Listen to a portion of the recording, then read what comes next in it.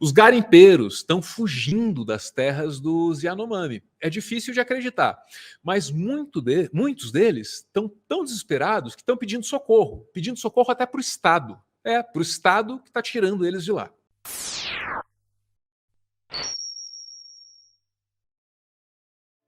Bom, essa é a nossa realidade na região norte do Brasil. Muita coisa precisa ser revista. O que aconteceu lá é absolutamente triste, uma tragédia, sob qualquer ponto de vista, né?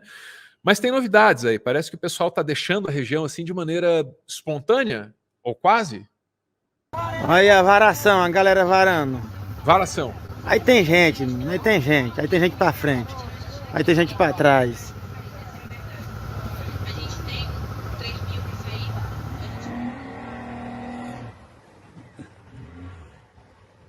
Canoa lotadíssima, ó.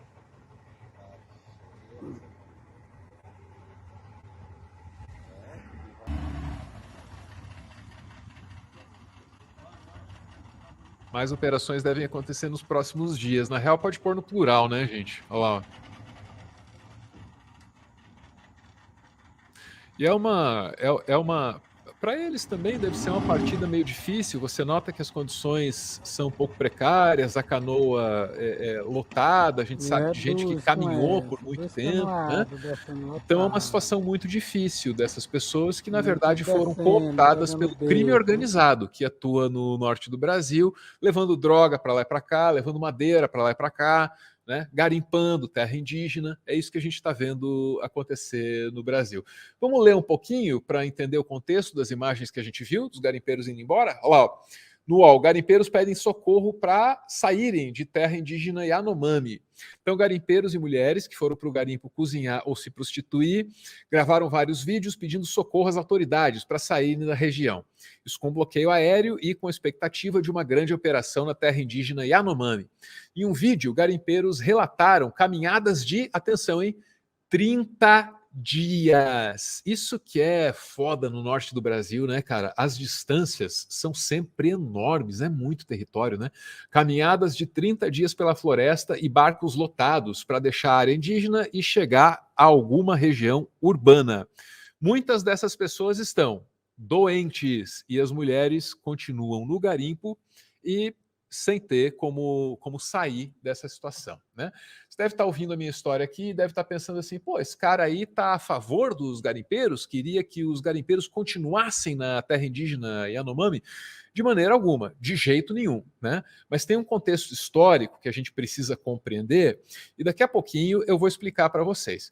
Primeiro, a gente vai ouvir a Sônia Guajajara, tá? Representando os indígenas dentro do governo, um ministério criado só para isso, né? Para tentar dar uma guinada, para tentar mudar a direção da maneira como o Brasil se identifica e se relaciona com suas culturas originárias, com seus povos originários, né? A Sônia mesmo disse que esse pessoal sair assim de antemão, sem precisar tomar bala de borracha, é melhor. Vamos ouvir ela. Fingindo um pouco, né, esse voluntariado que está chegando em todos os lugares, tem também assim uma ansiedade, uma vontade de ajudar, mas a base aqui também, né, o movimento indígena local, né, a UDC e a FUNAI precisa também desse tempo para organizar esse apoio que está chegando, né, e nós entendemos que são voluntariados, são ações necessárias, mas é preciso o Estado, nesse momento, se fazer presente e assumir a responsabilidade dessas ações. Muito obrigada. Em relação aos garimpeiros, existem já relatos de que garimpeiros já estariam saindo da terra indígena devido... Ouviu ali, né? Existem relatos de garimpeiros deixando as terras indígenas. Então, o repórter está questionando ela sobre o que a gente acabou de ver. Essa alteração, e também devido ao fechamento do espaço aéreo. Como é que o governo está vendo isso? Temos essa informação já, que muitos garimpeiros estão saindo, mas é bom que saia mesmo, né? Porque assim a gente até diminui a operação que precisa ser feita para retirar 20 mil garimpeiros, demora aí um tempinho, né? Muito bem. Ouviu aí, né? Se sair de maneira espontânea é melhor, até porque para tirar 20 mil garimpeiros leva um tempinho, nos diz a Sônia, né? Da Sônia, vamos para a Thalita, da Suma Uma Jornalismo. um site identificado aí com as causas ambientais, presta muita atenção no norte do Brasil, e já estava informando sobre essa tragédia lá atrás, cara. Essas informações já estavam disponíveis para todo mundo lá atrás. Só se tornaram assim um escândalo agora, porque o governo, através do seu grande potencial de comunicação, porque sempre tem, é o Estado, né? Mostrou para a gente essas imagens e fez circular no Brasil, de fato, né? Mas vamos ouvir a Thalita, porque ela vai falar também sobre a responsabilidade dos governos locais nessa história. Que as ações de emergência, elas são fundamentais e realmente elas precisam ser tomadas agora, né? Não tem como esperar, as pessoas estão morrendo de fato, as pessoas estão passando fome, não tem como ser diferente. Agora, é preciso uma ação a longo prazo. A gente, né, a Marina fala aí da desintrusão do território, isso é essencial, porque se a gente não tirar os garimpeiros de lá de dentro, a gente está falando em mais de 20 mil garimpeiros ilegais dentro do território Yanomami, são 28 mil indígenas, então você vê, né? É quase um para cada indígena dentro do território. Se eles não saírem de lá, e se não houver uma política efetiva de longo prazo de proteção do território, isso vai voltar a acontecer. Então, é preciso realmente que se faça agora, além do trabalho emergencial, que é fundamental, né, esse trabalho de longo prazo mesmo, assim, da desintrusão, a retirada do garimpo e efetivamente manter as bases lá, ampliar o trabalho, ampliar a presença do Estado, né, dentro do território Yanomami. Isso é fundamental. Thalita, você tem... Oi, desculpe.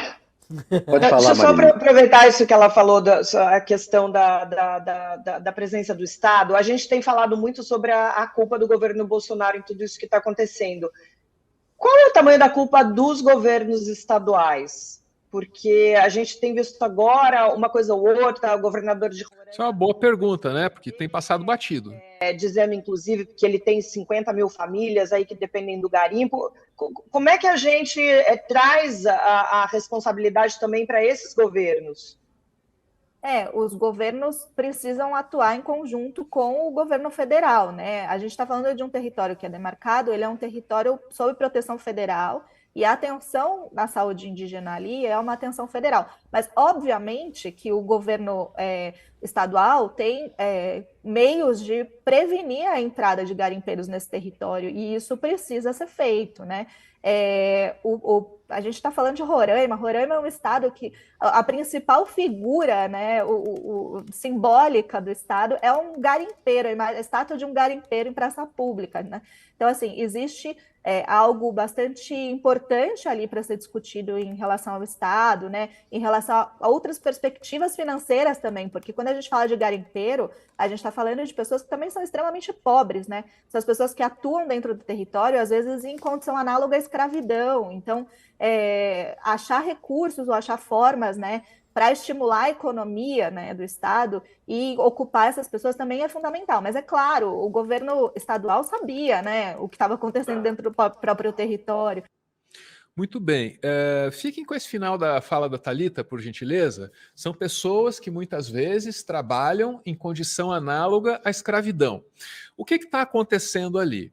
Você tem garimpeiros invadindo as terras Yanomami, arrancando a riqueza do solo, deixando para trás só lixo tóxico e doença, e fome, e miséria. Prostituição também, miséria em todos os níveis, né? Você ouviu ali no começo, na nossa leitura, né? Agora, quem são essas pessoas? Essas pessoas foram levadas para a região, ou então seus antepassados foram levados à região com o incentivo da ditadura militar brasileira, que tinha a mesma percepção dos bandeirantes a respeito desse território e dessas florestas. A ideia é derrubar e conquistar. Aí a ditadura militar foi lá, colocou aquelas pessoas naqueles lugares, pagou, chegou a incentivar a derrubada de árvores, a tomada de posse, de fato, daqueles terrenos, daquele território, né? E daqui a pouco o mundo mudou e começou a se perceber a necessidade de preservar a floresta. Começaram a falar em... Não era nem meio ambiente, quem é velho lembra. Começaram a falar em ecologista. Não era ambientalista, era o ecologista, lembra? E aí danou-se, essas pessoas ficaram lá à deriva, sem trabalho, sem ter meios de ganhar vida. Deve estar na tela aí, ó, um anúncio do acervo do Ricardo Cardim, foi publicado aí na Folha de São Paulo e tal.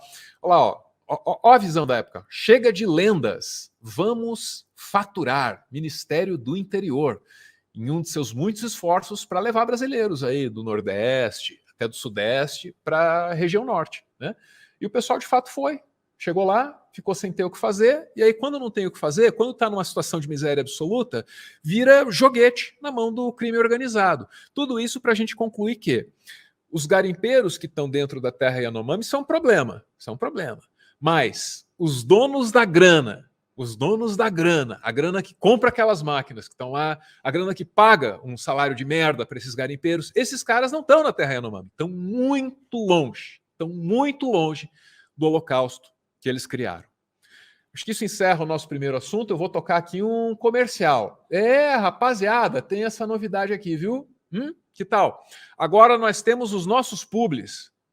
Finalmente, alguém quer anunciar aqui. Se você nunca precisou dos serviços de uma demolidora, talvez você não saiba o quanto esse mercado evoluiu nos últimos anos. Explosões, por exemplo, são coisa do passado. O material é caro e a mão de obra consome muito tempo. Existem soluções mais modernas e a Braskem é líder nesse mercado. Com sua técnica revolucionária, a Braskem executa seus trabalhos de demolição de maneira sustentável. Com a técnica Braskem de demolição, uma camada de solo é retirada debaixo da construção, de maneira precisa e eficiente, sem explosões, sem sujeira e sem barulho. A Braskem Demolições tem tradição e experiência no mercado. Apenas em Maceió, Alagoas, a empresa já executou mais de 30 mil demolições. Por favor, pesquise e descubra a satisfação dos clientes da Braskem. Braskem, ninguém denuncia porque ela anuncia. O produtor de conteúdo adverte. A referida empresa obviamente não patrocina esse vídeo e por responsabilidade jurídica somos obrigados a explicar a piada, estragando toda a graça que a mesma eventualmente pudesse ter. Pela sua compreensão, o nosso muito obrigado. A mesma é foda, né?